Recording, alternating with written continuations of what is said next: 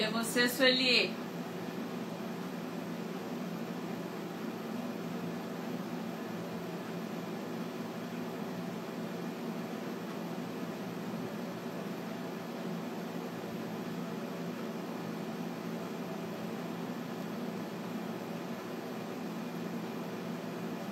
Olha eu no momento Dilma aqui. Cadê você, Sueli?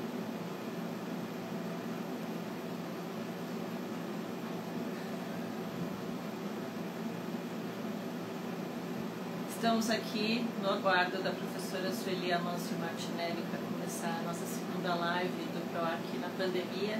Estou aqui tentando falar com ela via WhatsApp, mas ela não está entrando.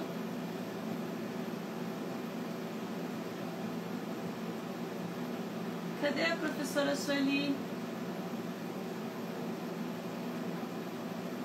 Vamos lá. Está a caminho. Deve ter um problema de tráfego. Vamos ver se a gente consegue. Talvez a conexão dela esteja ruim. Mas então, hoje a ideia é que ela fale um pouquinho pra gente sobre a trajetória como arqueóloga em Sergipe, no projeto arqueológico de Xingó, e também na formação de gerações de arqueólogos aqui no DARC e no PROAC. Vamos lá. Acho que ela está com algum problema de conexão.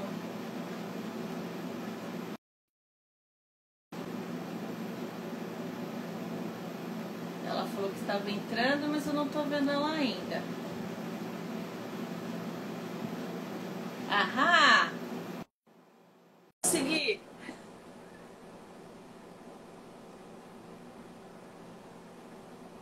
Que bom ver tanta gente aparecendo. Ótimo. E conseguimos! Bom, nossa primeira tentativa, né, nesse novo espaço digital, virtual. Então, eu estava falando com o pessoal, né, que a ideia hoje é de você contar para a gente um pouco da sua trajetória dentro da arqueologia, né, falar da sua experiência no projeto arqueológico de Xingó, que foi fundamental para a arqueologia de Sergipe, e também um pouquinho do seu papel enquanto quase pedra fundamental do DARC e do PROAC, né, e na sua importância para a formação de tanta gente aqui em Sergipe. Ok.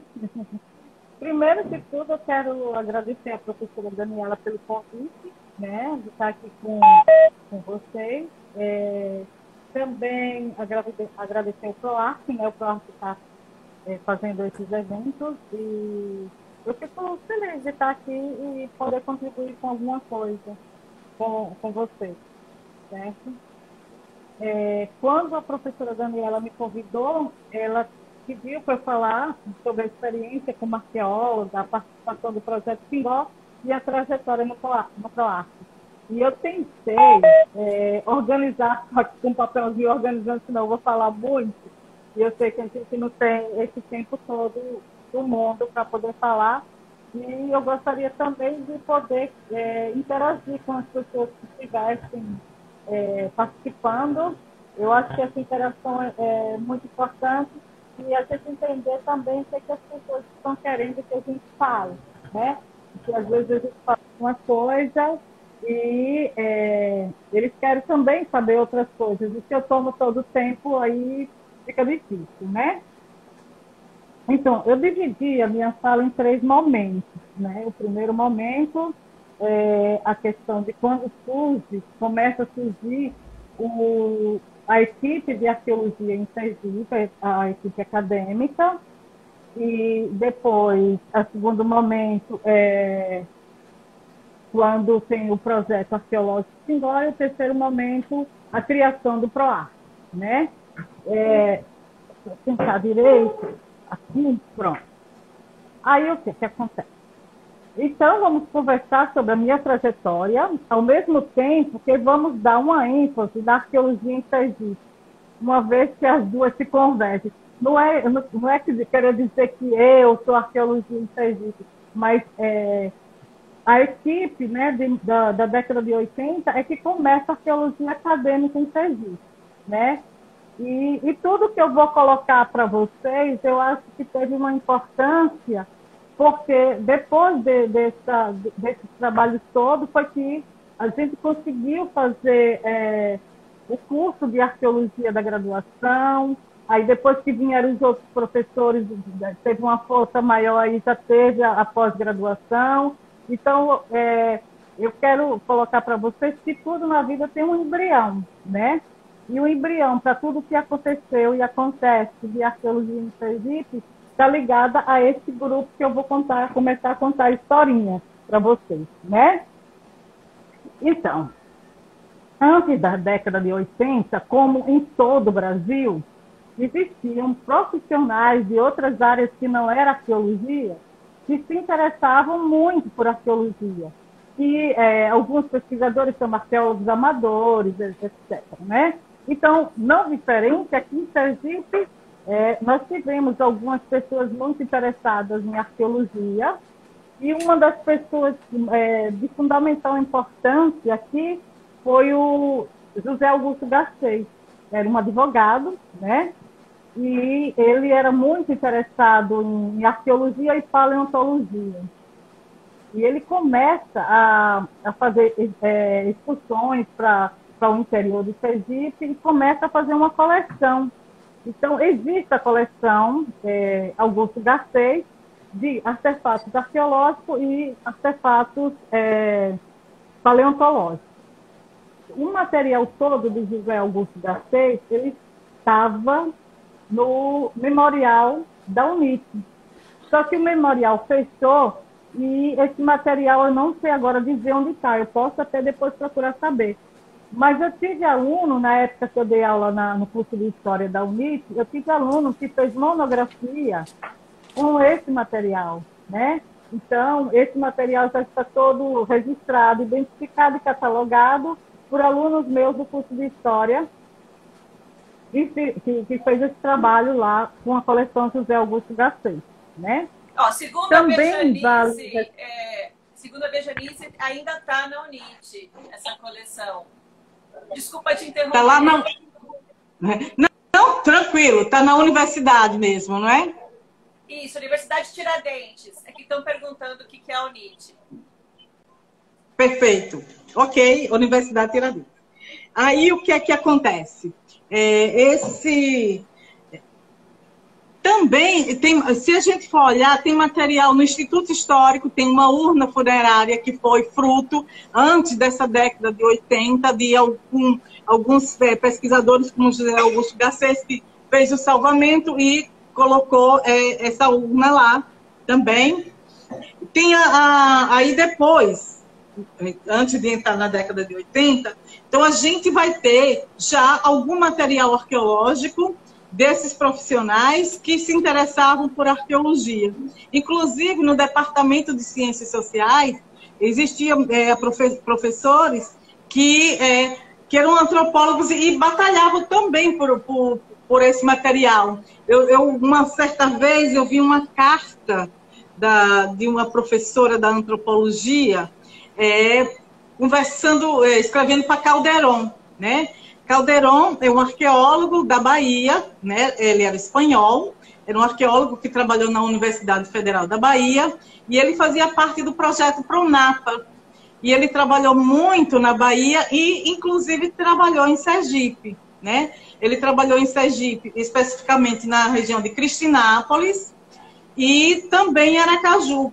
É tanto que quando eu fui fazer a minha dissertação de mestrado, eu fui no MAI, em Salvador, e tinha uma fotografia de um machadinho de pedra, e escrito, estava assim atrás, né? Sambaqui do Grajeru, Aracaju, Sergipe. Ah! Não creio. Aí eu fiquei muito curiosa com relação a isso, porque eu estava, na minha dissertação de mestrado, eu estava trabalhando justamente o litoral do estado de Sergipe. E daí eu fui no bairro Grajeru, só tem asfalto, lógico, né? Todo mundo conhece o bairro Grajeru aqui. E pelas indicações que ele botou lá, era mais ou menos perto de uma escola. E a nossa escola, não lembro. Na minha dissertação tem tudo isso.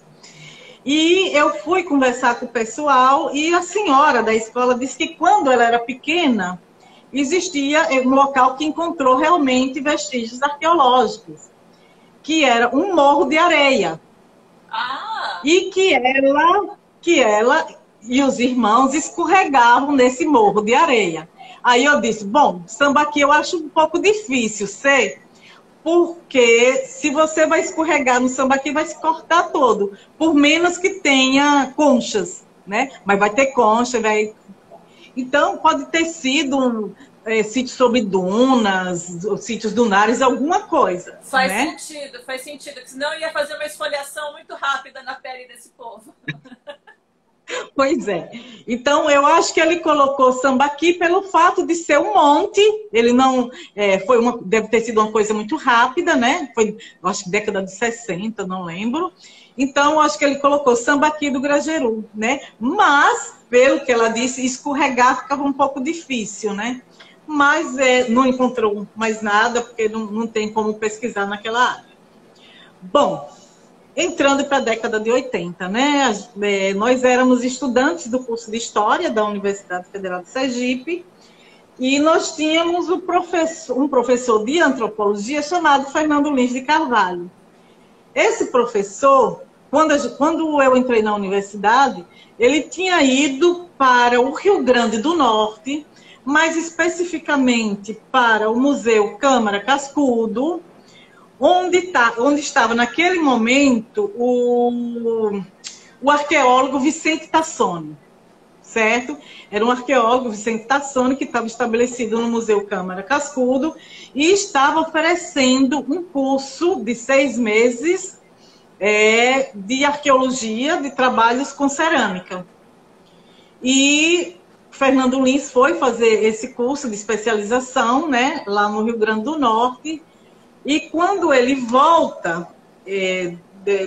do Rio Grande do Norte, eu lembro como hoje, ele bota um cartazinho assim, no campus, assim, quem quiser estudar arqueologia, procura o professor Fernando Lins de Carvalho. Lógico, eu não tinha como estudar arqueologia, né? Então, eu gostava da disciplina História Antiga. Eu fiz História Antiga 1, História Antiga 2, adorava, né?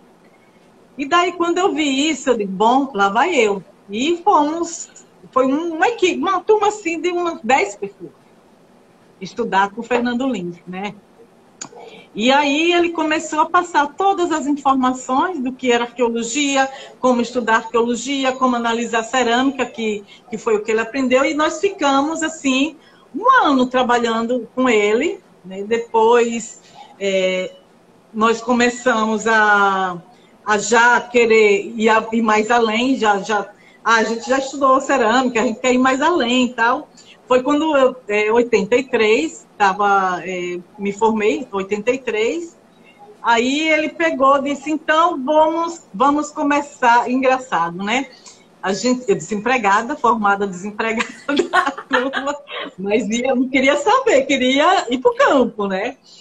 Então, ele encontrou uns vestígios em Divina Pastora, que foi o primeiro sítio a ser escavado no estado de Sergipe, foi o sítio Divina, o sítio Fortuna em Divina Pastora. E eu lembro que a gente foi para Divina Pastora, cada um com uma barraca, levava quitute, sardinha, cada um levava o seu para comer. Todo mundo e nós fomos para lá. Eu acho que todo mundo da nossa época tem alguma relação com a sardinha e a arqueologia, que era o que a gente comia na hora do almoço, né? Quitute, né? Aquela da lata que abria assim, né? Isso, E pão. Aí nós fomos um platô fantástico lá que tem lá no sítio Fortuna, e nós começamos a escavar ali, né? Encontramos muito fragmento de urna funerária naquela região. E a partir daí, nós começamos a pensar em fazer um projeto para fazer a pesquisa no estado mesmo. Só que A gente não tinha dinheiro, não tinha nada, então cada um foi para o seu canto e sumiu. Acabou, né? Aprendeu, acabou. Só que Fernando Lins passa a ser o presidente da FUCAJU, Fundação de Cultura do Estado de Sergipe, né? É um órgão desse aí, e ele, assim, de certa forma, pressiona as autoridades que precisavam de arqueólogo, que Sergipe precisava ter o trabalho de arqueologia. E nesse momento ele chama todo mundo, mas algumas pessoas já estavam trabalhando, outros já estavam fazendo as outras coisas depois de um ano. Então eu trabalhava em Carmópolis, era professora do ginásio de lá, mas na hora que ele disse, olha, vocês querem desenvolver um projeto de arqueologia, eu deixei na hora, né? Pedi demissão. E fui-me embora para Aracaju. E daí ele consegue um contrato no Estado para mim, para Cleonice e para Sônia Vitória, que foram as três que voltaram, né, quando ele se propôs a fazer. E nós vamos trabalhar no Estado, e o Estado faz um convênio com a universidade, né, o reitor assina esse convênio, e coloca a gente à disposição do Departamento de Ciências Sociais para trabalhar com arqueologia, né? E nós fomos contratados como professores, né, não como arqueólogos nesse momento. Aí a gente monta o primeiro projeto. Nesse momento também, aí vem uma arqueóloga do Rio de Janeiro, da Estácio de Sá, do curso de arqueologia, que é a Nádia Pimentel, veio trabalhar também com a gente nesse projeto. Eu sei que a gente desenvolve e começa a trabalhar um projeto, que era o projeto de prospecção no estado de Sergipe, né? E daí a gente começa a percorrer todo o estado, né, procurando sítio arqueológico.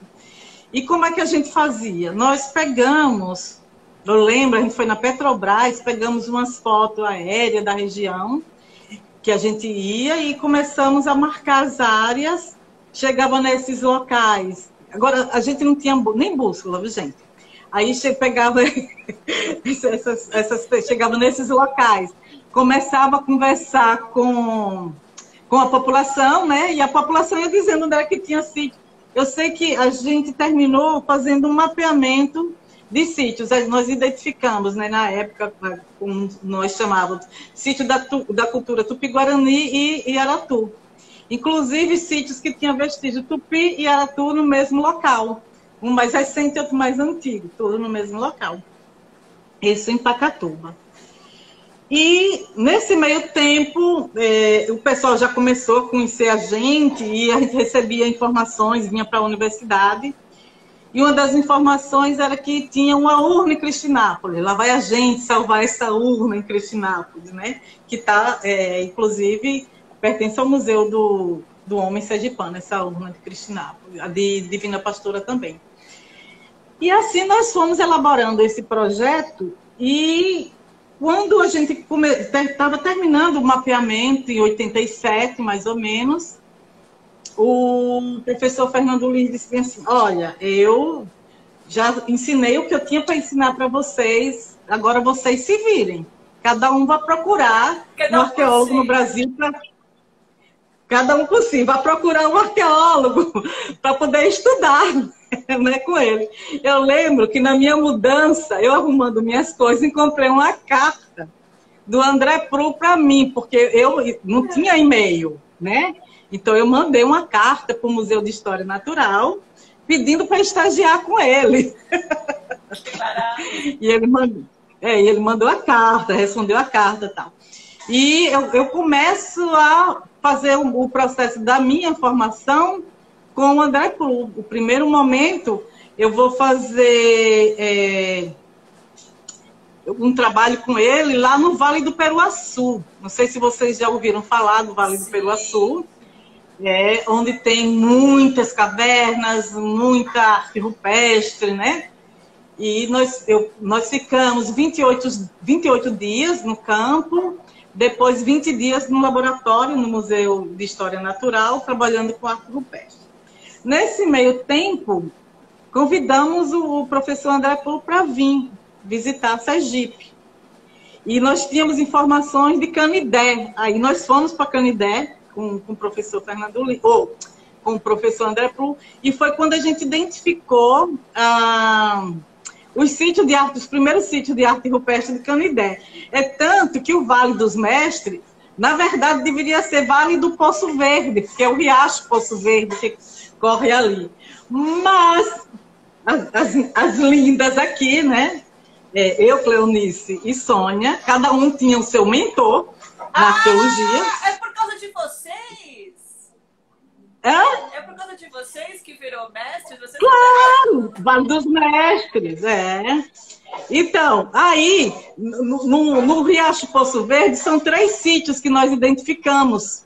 É o Vale dos Mestres 1, são as pinturas de mão no teto do abrigo. Aí tem o Vale do Mestre 2, que é gravura, e o 3, que são também gravuras. E daí, aí eu tinha o meu mentor, que era o André Pru, Cleonice tinha o Padre Schmitz, e Sônia era o Chimes, do Paraná. O Igor, né? Igor Chimes, do Paraná. Então, em homenagem aos 3, aquilo ali. Que incrível. barato, eu não sabia. Isso é uma informação super importante. Então, ali é o Vale dos Mestres, que é os nossos mestres, entendeu? Não era esse nome que tinha ali. E o dono daquela fazenda era o seu Delmiro, que, por sinal, foi assassinado, o seu Delmiro. Quer dizer, eu estou dizendo que foi assassinado porque o povo diz, né? Mas eu não sei. Eu sei que o carro dele capotou, ele era da política, o povo diz isso. Mas era uma pessoa excelente que dava todo o apoio a gente dormia na casa dele lá, né? Bom, a partir daí, quer dizer, a gente já tinha sítios no estado todo, inclusive em Canidé de São Francisco. Por que eu estou colocando isso? Porque a identificação desses sítios vai ser fundamental para o projeto Xingó. Você vê como as coisas vão desencadeando. Então, tem o Vale dos Mestres e o Letreiro. Então, foram esses sítios que foram todos identificados nesses 2 dias que passamos lá. Dormimos lá na casa do seu Delmiro. Tá. Ok. Depois disso, aí o que é que acontece? Depois disso, surge a construção da hidrelétrica, de 1987 para 1988, já estava o rebuliço da construção da hidrelétrica.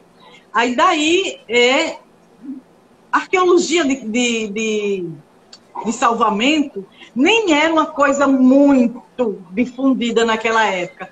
Tinha os times que trabalhavam com arqueologia de salvamento no Paraná, que era a referência maior, mas não era uma coisa tão difundida. Tinha o trabalho que foi feito em Sobradinho, né? E o trabalho que foi feito em Itaparica. É tanto que quando a gente pensou em trabalhar no Xingó, arqueologia de salvamento do Xingó, passo um mês lá em Itaparica, que estava finalizando o trabalho de Itaparica, da hidrelétrica de Itaparica. Eu fico com Leila. Leila estava trabalhando lá, Leila da Bahia, arqueóloga da Bahia. Eu fico trabalhando com ela lá um mês para poder pegar um pouco de experiência também. E daí a gente elabora esse projeto de arqueologia de salvamento para o Xingó, que era o PAX, né? E Fernando Lins passa a ser o coordenador geral desse projeto e a gente vai negociar com a Chess, né? Para poder executar esse projeto, né? E vamos negociar para lá, negocia para cá. Eu sei que a Chess, na época, disse, olha, tudo bem, eu dou a casa, dou alimentação, né? E o Estado paga o salário das meninas e eu dou casa, alimentação e posso dar até uma complementação, como se fosse uma complementação salarial. Eu sei que a gente vai. Então, lá vai a gente morar no Xingó, né? Em 1988, fim de 1988, nós vamos para lá e tinha como objetivo, o objetivo maior era fazer a prospecção da área que sofreria a descaracterização, né? A gente tinha um apoio, porque tinha os mapas, tinha tudo lá na SESC, e a gente começa, a partir disso, começa a trabalhar, né? Fazer o trabalho de prospecção dali. Esse trabalho de prospecção, só o trabalho de prospecção demorou mais de 1 ano e meio. porque era muita área a ser prospectada, era muito trabalho, surgia dificuldades.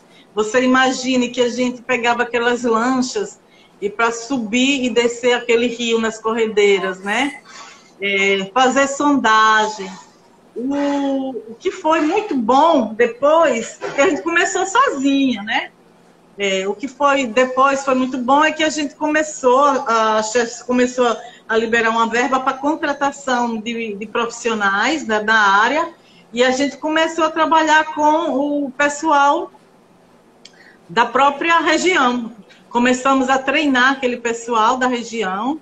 Depois, como Cleonice tinha uma relação boa com o São Raimundo Nonato, aí trouxe o pessoal de São Raimundo para trabalhar, né? Também lá em Xingó e treinar esse pessoal. Eu sei que chegou um momento que a gente tinha 22 trabalhadores, né? Então, era um apoio muito grande, né? Do que a gente tinha para fazer o trabalho de arqueologia. Espera aí, deixa eu ver se eu me perdi. Tá para projeto, primeira escavação, letreiro. Sueli, pode ir perguntando. Então, Sueli, tem uma coisa importante. Tem um estagiário da época do Pax aqui. Eu não sei se você lembra dele. É Carlos Mota. Ele trabalhou... Claro que eu lembro, de São Paulo. Esse mesmo. Claro que eu lembro, de São Paulo. Ele veio de São Paulo e ficou um tempo com a gente lá no Xingó. Sim, depois ele ficou um tempo como estagiário lá no MAI. E a gente chegou a ir para campo com os Vialu uma época. E daí agora, depois de muito, muito tempo, daí a gente se encontrou, quando ele ficou sabendo que você ia fazer uma live, ele falou que ele ia falar com você. Ai, que bom, era Carlos, lógico que eu lembro. Saudade do seu Zé, escavava muito. Então, ele lembra, porque ele trabalhou com todo esse pessoal que eu estou conversando, o Carlos trabalhou com eles, né? E era uma época assim de muito trabalho. Além do Carlos, que veio de São Paulo e trabalhou lá como estagiário, também teve outros que trabalharam, assim, do curso de História da Universidade Federal de Sergipe, teve pessoas que trabalhou também. Eu estava tentando lembrar o nome do pessoal. E outros iam passar uma semana. Eu estava conversando com o Nininho, que era o Nino Karma. Ele também foi para lá, para o Xingó.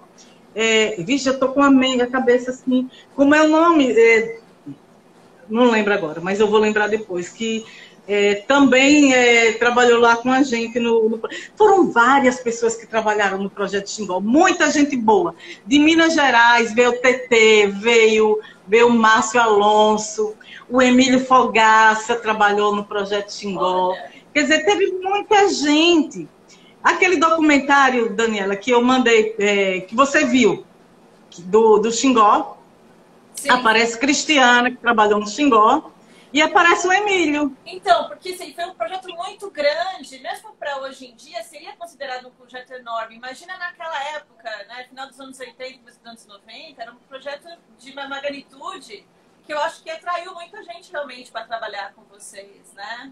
Uhum. Isso. Olha, Álvaro era do Departamento do Meio Ambiente da Chess. Tá ali também. Então, o que é que acontece? Eu trabalhei, quer dizer, teve uma equipe muito grande, era muita gente envolvida nesse projeto, né? Então, tinha uma rotatividade também muito grande. Então, eu peço, se alguém está aí, que eu não citei o nome, diga, olha, eu aqui que a gente vai lembrando. Eu já fiz 60 anos, gente, aí a cabeça já não anda. Ai, para ir. Então, a gente na verdade, teve um período que ficou um ano parado o projeto, né? E eu fiquei no projeto Xingó de 1988, a gente paralisou quase um ano. Eu fiquei até 1997, tá? Agora, eu queria contar um caso, né? Que eu acho que a gente tem que movimentar, movimentar essa vibe. Então, eu vou contar um dos causos. Teve dois muito, muito interessantes, mas um dos causos. Então, Então, aí, como eu disse, a gente tinha um apoio muito legal, né, da chefe, através do Departamento do Meio Ambiente, que está aí o pessoal. E eu solicitei uma vez um helicóptero. Eu disse que precisava de um helicóptero para fazer uma prospecção no cânion do Talhado. Porque o cânion do Talhado era muito difícil. Eu tentava chegar no fim, não conseguia, né? Daí, consegui esse helicóptero e nós fomos e entramos pelo cânion. Eu com um mapa na mão, olhava e ia marcando os lugares com possíveis sítios rupestres. Isso era para procurar os sítios rupestres, né? Ia marcando, tal. E teve um local que eu achei assim que era muito interessante. E eu vi que a única forma de que eu registrasse aquele local é que descia. Era o cânion, então descia do cânion umas, mangueiras, umas coisas assim, né? Canos, né? Para o riacho lá embaixo. Aí eu marquei, né, que eu teria que chegar nesse riacho porque tinha um sítio ali de certeza. Eu sabia que tinha um sítio ali. E daí marquei tudo e fomos para procurar esse sítio. Eu dirigi um Niva naquela época, era um carro urso, chamado Niva. E nós fomos até, chegamos numa fazenda, para dessa fazenda descer para procurar esse sítio, que era o Curva do Talhado, não esqueço nunca. Chegamos lá, era eu, aí tinha Tereza, que é TT, uma arqueóloga de Minas Gerais. Aí estava Jairo, o velho Jairo, que era um historiador da Universidade Federal de Sergipe, fotógrafo. Então, ele acompanhava para fazer as fotografias. O velho Jairo. E dois, eu não lembro o nome dos meninos direito, mas tinha 2 guias, né? Então, nós descemos do carro, estacionamos o carro na fazenda e fomos caminhando para descer o barranco de lá. Quando eu estava caminhando, aí Tetê disse, vê se isso ali, não olhe de lado. Eu digo, o que foi? Ela disse, não olhe de lado. Olhe para frente e vá-se embora. Aí eu, tá, o que está acontecendo? Quando a gente chegou na beirinha do precipício, eu disse, que foi, Tetê? Ela disse, uma plantação enorme de maconha, os caras com as espingardas. Aí eu, tá, vamos embora. Descemos, isso era de manhã, alguém está dizendo que eu quebrei o braço dirigindo. Não chegou a quebrar, não, mas fez um buraco e sangrou muito quando eu estava dirigindo. Aí eu peguei, a gente desceu lá, ficamos o dia todo trabalhando, né? Nesse sítio, encontramos o sítio. Aí nós fomos fazer os croquis, medição, tudo tal. Fim da tarde, voltamos. Quando a gente chega lá em cima, na sede da fazenda, aí tá o dono da fazenda com um facão enorme, né? Aí chegou e disse bem assim, o que é que a senhora tá fazendo aqui? Balançando o facão. Aí o velho já dizia bem assim, eu vi a minha barriga aberta, as tripas do lado de fora. E daí eu disse bem assim, aí eu fui explicar, nós somos arqueólogos, nós estamos procurando sítios arqueológicos, expliquei tudinho para ele. Ele disse, não, pensa que me engana, vocês são da Polícia Federal. Eu vi o helicóptero passar aqui. Eu vi um helicóptero investigando, vocês são da polícia. E daí eu tive que explicar para ele que não tinha nada a ver, era maconha irrigada mesmo, Carlos. E daí a gente ficou, né, expliquei para ele, aí ele pegou e disse assim, então tome um copo de leite. Eu disse, meu Deus, vai me matar agora. Aí trouxe um copo de leite. Eu tomei o copo de leite. E depois ele disse, agora você vai me dar carona até a pista, que ele chamou pista rodovia, né?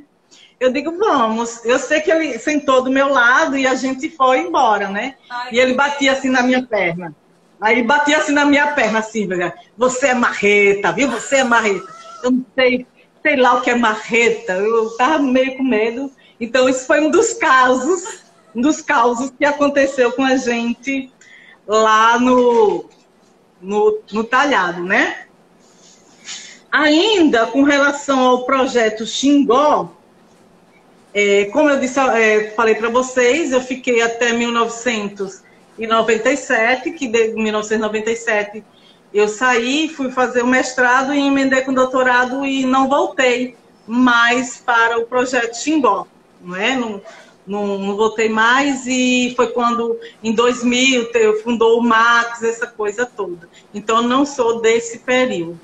Mas, quando eu estava em 1997, eu saí no começo, quando eu estava fazendo o mestrado, houve o primeiro workshop, que eu acho que é um marco que também do projeto arqueológico Xingó, que foi o primeiro workshop do Xingó.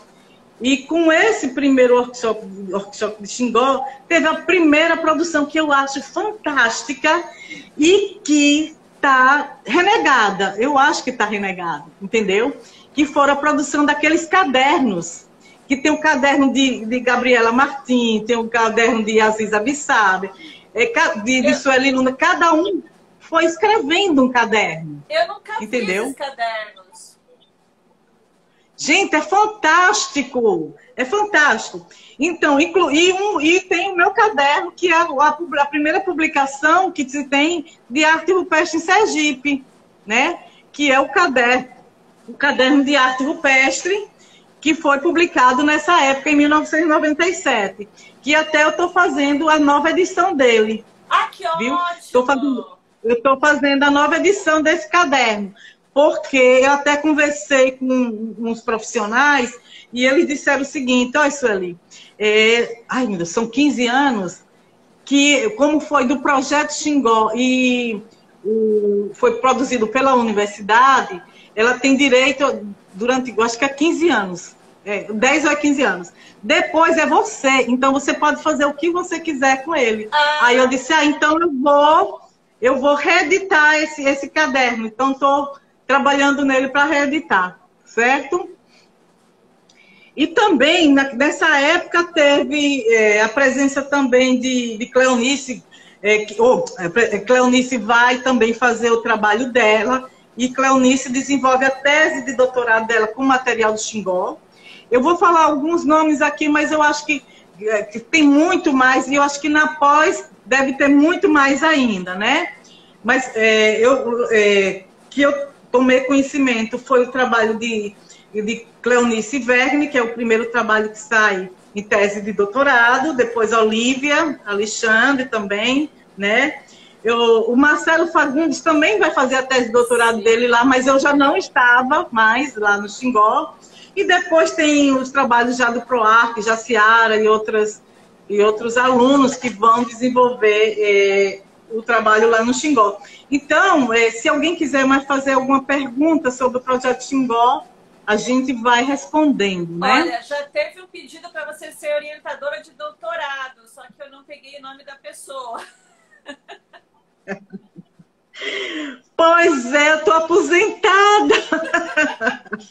Estou terminando, a última aluna de doutorado estava aí.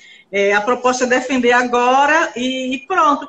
E também eu estou com passagem marcada agora, dia 21 de agosto, se tudo der certo, se a pandemia deixar, eu vou morar em Portugal, né? Então, eu estou indo para Portugal, porque... Mas eu vou ser uma ponte, calma. Porque tem o meu sobrinho que mora comigo, quer ir fazer o mestrado lá em Direito, e a Universidade do Minho é muito boa, que é Direito de Família, que ele quer fazer. E eu recebi também um convite da Universidade Trás-os-Montes para desenvolver uns trabalhos com o pessoal lá de arqueologia. Então, eu quero, na verdade, ir para lá e também ser uma ponte para quem quiser estudar lá também, eu poder ajudar, entendeu? Sim, quem quiser fazer doutorado por lá, eu poder dar uma força por lá. Eu sei que tem 2 ex-alunas nossas que moram lá onde eu vou morar. A Laira e a Vanessa. Eu acho que até tem mais, não tem? A Laira eu sabia, e tinha também mais uma aluna da Olívia, né? Eu não sei se é no mesmo lugar, mas eu sei que era em Portugal. Agora eu não lembro. Assim, é que é ruim a gente te perder, mas na verdade a gente está só compartilhando você com o mundo, e você pode fazer realmente essa ponte, né? Lógico. Não, e hoje com tanta tecnologia.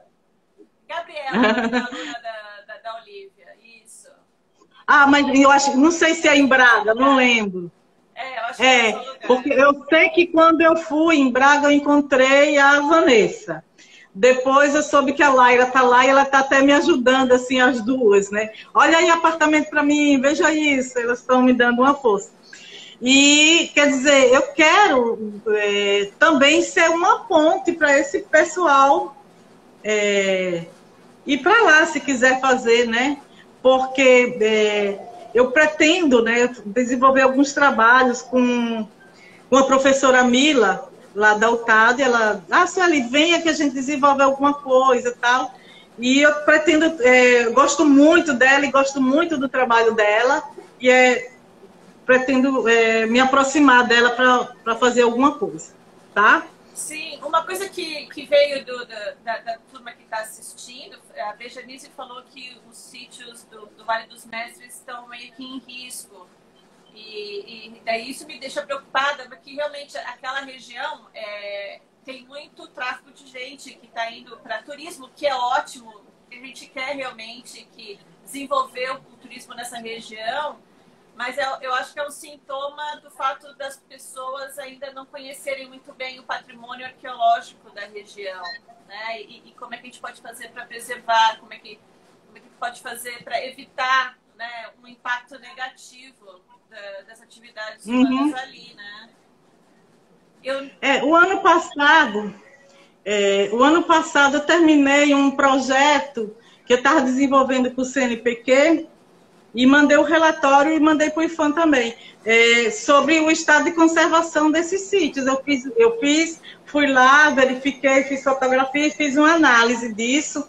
E o André do IFAM foi uma vez comigo também, e nós olhamos toda a questão, além da questão da presença desses turistas que estão sem orientação de como se comportar diante do patrimônio, tem também uma questão que foi discutida na época, porque todo mundo falava, mas por que estudar os sítios de arte rupestre que não vai ficar totalmente inundado, né, no Xingó?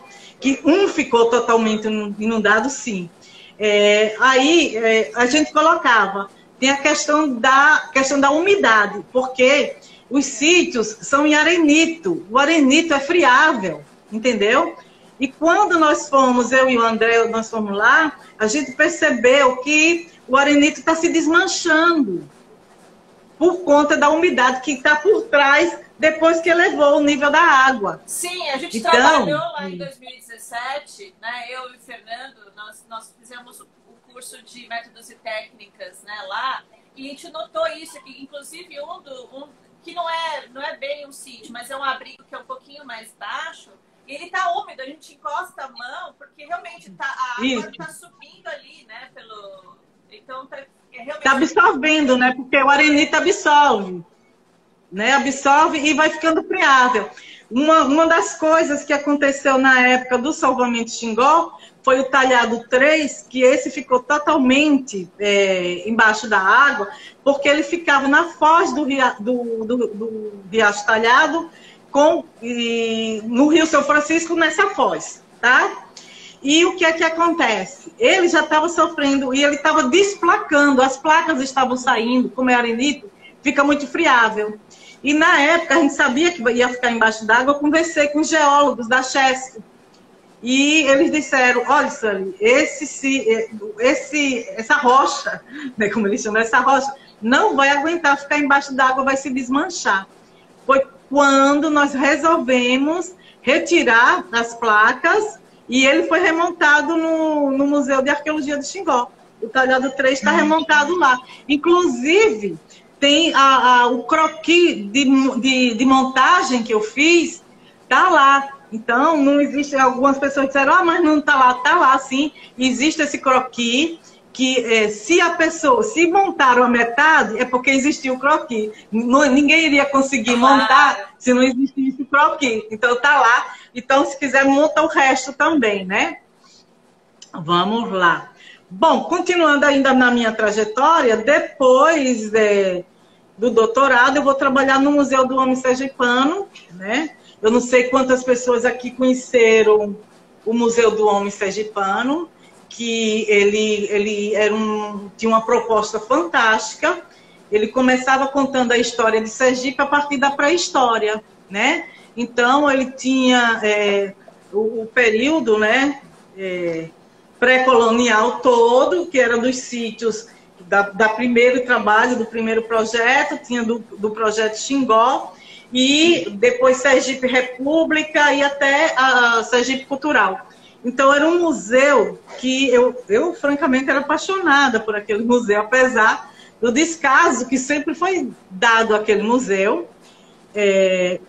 E a gente atendia tanta gente, Daniela, mas tanta gente, tantos colégios que iam para lá. E eu falei isso naquela palestra que vocês me convidaram do workshop, e eu falo agora. Eu fico muito triste que acabou aquele museu. Triste, triste mesmo. Mas o que é que a gente pode fazer? Eu não conheci o museu e eu fico com muita dor no coração de ver essa coleção fora da exposição, de ter perdido esse espaço museológico, porque é tão importante, né?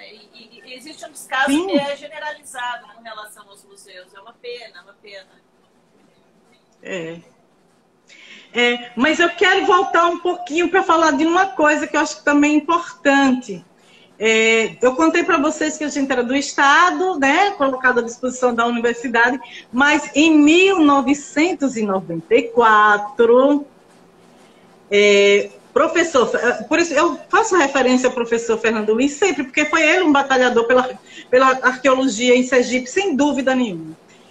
Um batalhador. E eu sei que consegue, a Universidade Federal de Sergipe consegue 2 vagas para arqueólogo. Imagine, em 1994, existiam 2 universidades que tinham arqueólogos só no Brasil, que era a UFRJ, que era Madu Gaspar, que era arqueóloga da UFRJ, ela não era professora, ela era arqueóloga, né? E tinha 2 arqueólogas na UFBA, que era a Leila e a Verbena, né? E aqui consegue 2 vagas para arqueólogo. E aí a gente vai fazer o concurso para arqueólogo em 1994, e eu passo no concurso e já assumo como arqueóloga e deixo o Estado. Já assumo como arqueóloga da Universidade Federal de Sergipe em 1994. Né? E daí, como é que toda essa história vai dar no curso de arqueologia, né? Bom, toda essa história vai dar na formação do Museu do Homem, ou Museu de Arqueologia do Xingó, né? Que teve também, vão ser outros profissionais, tinha a Ana, eu não posso esquecer da Ana Nascimento, que foi estagiária nossa, e depois trabalhou como arqueóloga no projeto Xingó, e no processo do museu também ela estava lá. Então, eu sei que o professor Alexandre ficou como coordenador geral, e se monta esse museu, que Cristina Brum vai também participar, né, da concepção desse museu, né? E outros profissionais, tinha tanta gente envolvida, tinha a professora Beatriz, tinha a professora Verônica, que andava muito também por lá pelo Xingó. Então, aí forma o Max, que eu já não estou mais nesse momento lá. E depois do Max, deixa eu ver... Bom, é uma consequência desse trabalho do Xingó. E o curso de graduação em arqueologia vai ser consequência desse trabalho que foi feito no estado de Sergipe no projeto Xingó, né? Consegue montar esse curso de arqueologia, né? E eu sou, no primeiro momento, eu sou convidada para dar aula lá, né?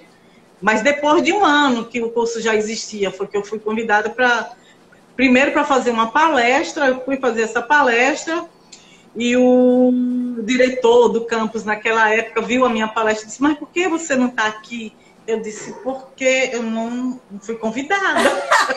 Aí ele disse: não, você tem que vir para cá. Aí fala com o reitor e me desloca do museu para Laranjeiras. E eu vou dar aula, mas incrível, eu dava aula, mas era arqueóloga, né? Não era professora, mas dava aula no curso de lá, mas já tinha doutorado também. não era no campus de Laranjeiras, aquele campus que funciona, era no Caiaque, sei lá o nome, não lembro. Caique, né? Caique, isso. Aí estava trabalhando também como professor visitante Albérico Olívia. Aí já tinha passado por lá Almi, que tinha feito mestrado em arqueologia. Cleonice também já tinha ministrado aula lá. Não sei se eu esqueci alguém. Bom, e eu começo a dar aula lá. E quando o curso começou em 2007, eu comecei a dar aula em 2008. 2009, aí abri uma vaga para a minha área, né? Que era artefatos arqueológicos e sítio, onde entrava sítios litorâneos, arte rupestre. Eu digo, epa, vou fazer o concurso. Eu faço esse concurso, aí já me despeço da função de arqueólogo e entro como professora do curso de arqueologia, e há 2 anos sou uma professora aposentada, né? Mas nesse ínterim, né, do curso, depois de não lembro quantos anos, quando foi que começou a pós-graduação? 2010, não? Acho que sim, né? 2010? 2000. Bom, eu faço o concurso, depois de mim entra o Gilson, o Paulo Jobim. Então, eu sei que, se foi 2010 para 2011, mais ou menos, se estrutura, né, essa coisa com uma força muito grande do professor Gilson Ramberg, se estrutura a pós-graduação. A gente acha que pode ter uma pós-graduação, e começa as visitas, e a gente trabalhava bastante nesse sentido, toda a equipe, todos os professores, né? E se estabelece o curso de pós-graduação, e Gilson é o primeiro coordenador da pós, e eu sou a primeira vice-coordenadora da pós, naquela época, né? E daí a gente começa a trabalhar e orientar os trabalhos, primeiro com os alunos do mestrado, depois com os alunos do doutorado. E se não me engano, vocês receberam uma quantidade enorme de candidatos. Em 2010, o Bruno está confirmando, e veio muita gente, né? Foi uma seleção com muitos candidatos. Muito, era um trabalho danado, porque eram muitos candidatos que estavam lá, né, que queriam fazer, né, o mestrado. E eu não sei se Sebastião está aí me ouvindo, se ele entrou, mas eu acho que Sebastião foi o primeiro a defender na pós-graduação. Olha, ele falou que ele ia assistir, mas eu não vi ele entrando, não. Depois a gente tem que dar uma bronca nele. Não, ele foi me orientando do mestrado, e ele foi realmente o primeiro a defender. Eu lembro como hoje. Até eu convidei Gilson para fazer parte da banca, em homenagem como ele foi o primeiro, o primeiro coordenador, então ele fez parte da banca da primeira defesa que houve, foi do Sebastião. Então eu quero aproveitar aqui e dizer que eu tive muito orgulho de orientar esses orientandos, hoje profissionais, que foram meus orientandos. Tive um orgulho muito grande, né, de trabalhar com eles. Porque eu trabalhava lá na pós-graduação, primeiro comecei muito com arte rupestre, né? Porque, na verdade, apesar do meu mestrado e doutorado ser em sítios litorâneos, principalmente Sambaqui, a minha formação começou efetivamente com arte rupestre. E eu gosto de arte rupestre, e eu dava aula no curso de arqueologia de arte rupestre, né? Então, para mim, orientar em arte rupestre é uma coisa fantástica. Só uma coisa, Sueli, depois... o Bruno me avisou que a gente está acabando no tempo. Você topa a gente sair e voltar em seguida, só para você conseguir terminar? Pode fazer isso? Porque o Instagram não deixa a gente continuar. A gente tem que fechar a live e depois abrir de novo, tudo bem? Tudo bem. Agora avisa o pessoal para voltar, que vai ser as perguntas, né? Pessoal, é para voltar. Todo mundo que está aqui, por favor, acompanhem a gente. Eu já volto. Espera só um minutinho.